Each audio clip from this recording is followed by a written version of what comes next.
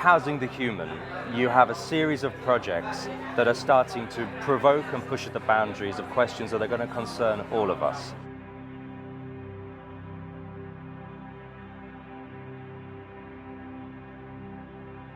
Housing the human is for me like a new way of learning and sharing knowledge. So it's a kind of hybrid space where designers, architects are confronted during the research project with the public. Projects I've been fortunate enough to sort of be around and learn from are all also really wonderful in that they're forming themselves in real time. And so as they form themselves and they inform themselves, they're learning not only from their own personal research, but from each other. So it's actually sort of garnering an interesting community. Yeah, it's pretty heavy stuff.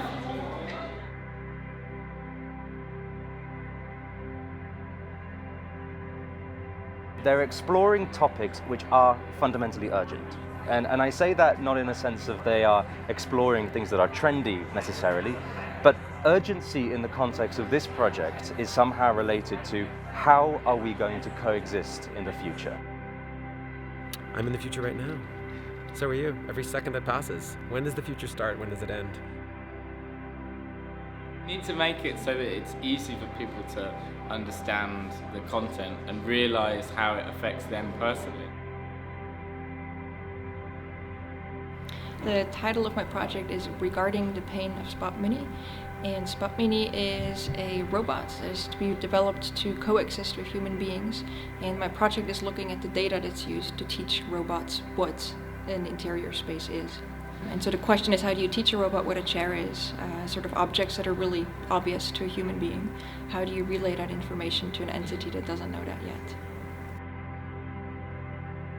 I'm very interested in Dasha's, in the polyamorous experience, not only because I come from the 70s, but because I think we really had a feeling to name this project Housing the Human, and for me, that's very human. HomeCloud is an investigation on how a tech company could potentially shape the future of housing by offering a product that would allow people to move overnight and to have access to homes and to furniture that they wouldn't necessarily own.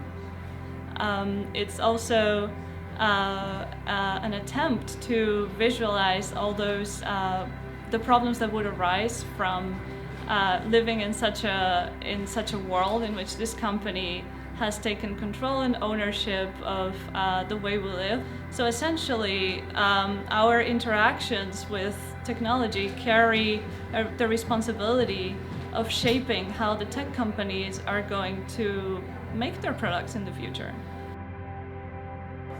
As we see social and technological disruption all over the place, we are convinced that only a practical approach can answer to those. So we come up with this prototypical method, which means that all these proposals become physical and testable, and you can find out doubts and errors and restart from zero and experience the spaces.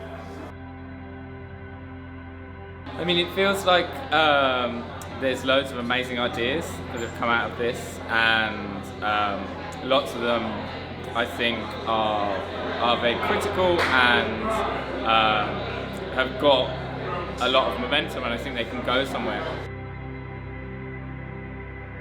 It's an incredible project. It's taking on some of the most difficult contemporary issues facing both technology and built space, as well as sort of human lives, and trying to throw them together and make a bunch of problems that it then tries to sort of poke at.